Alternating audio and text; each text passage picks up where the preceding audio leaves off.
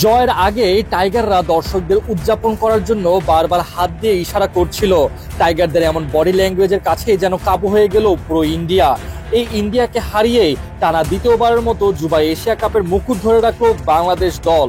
ইন্ডিয়াকে হারানোর পরে উচ্ছ্বাসে ফেটে পড়ে পুরো বাংলাদেশ। খেলায় পুরোটা সময় ধরে দাপট দেখিয়েছে যুবারা। জয়ের জন্য যা যা করা দরকার সবই করেছে অনূর্ধ্ব-19-এর এই দল। খেলার মাঝে দফায় দফায় কোচের সাথে পরামর্শ নেওয়া থেকে শুরু করে মাঠের মধ্যে আগ্রাসন দেখিয়ে ভারতকে অল্প রানের মধ্যে কাবু করে ফেলা, কোনো কিছুই যেন বাদ রাখেনি বাংলাদেশের যুবারা।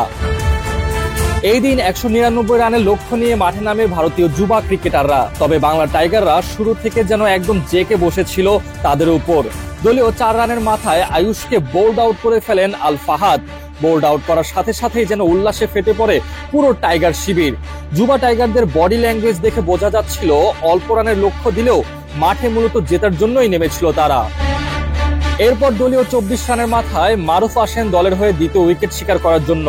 মারুফের বলে ভাইভাব সরাসরি ক্যাচ তুলে দেন শিহাব জেমসের কাছে। উইকেট শিকারের পর মারুফ তার চিরচেনা সেলিব্রেশন শুরু করে দেন। বলার অপেক্ষা রাখে না, শুধুমাত্র টাইগাররা বডি ল্যাঙ্গুয়েজ দিয়েই যেন কাবু করে ফেলছিল ভারতীয় ব্যাটারদের। এরপর দলীয় 34 রানের মাথায় রিজান আসেন দলের হয়ে তৃতীয় উইকেট শিকার করার জন্য। রিজানের বল ঠিকমতো ব্যাটে বলে সংযোগ ঘটাতে পারেননি ভারতীয় ব্যাটার সিদ্ধার্থ, যার ফলে সাথে সাথে বোল্ড আউটের শিকার হন এই ব্যাটার। আর ওদিকে রিজান উইকেট শিকারের পর বাঁধ ভাঙা উল্লাস শুরু করে দেন। অবশ্য একটা পর্যায়ে উদযাপন করতে গিয়ে কানে কিছুটা ব্যথা পান তিনি, তবে দলের উল্লাস যেন একটুও কমেনি। একটা পর্যায়ে উল্লাস শেষে রিজানের কানে প্রাথমিক চিকিৎসা দেওয়া হয়। ওদিকে বাংলাদেশের ভক্ত সমর্থকেরাও উল্লাস শুরু করে দেয় বাংলাদেশের জয়ের সম্ভাবনা দেখে। মাঝে অবশ্য কিছুটা খেয়ে হারিয়ে ফেলেছিল বাংলাদেশ। একবার তো দারুণ রান আউটের সুযোগ পেয়েও কাজে লাগাতে পারেনি যুবারা, তবে তাতে হতাশ হয়ে যায়নি এই টাইগারগুলো। দলীয় 73 রানের মাথায় বাংলাদেশ দেখা পায় 64 উইকেটের। ইকবালের করা বল ঠিকমতো ব্যাটে বলে সংযোগ ঘটাতে পারেননি কার্তিকিয়া, যার ফলে এক বড় জুটি হওয়ার আগেই ইকবাল ভেঙে দেন ইন্ডিয়ার প্রতিরোধ। এরপর থেকেই জয়ের গন্ধ পাওয়া শুরু করে দেয় বাংলাদেশ দল।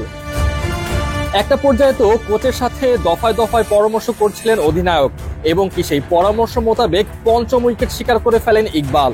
নিখিলকে 0 রানে আউট করে দিয়ে জয়ের পথ আরো মসৃণ করে ফেলেন এই ইকবাল।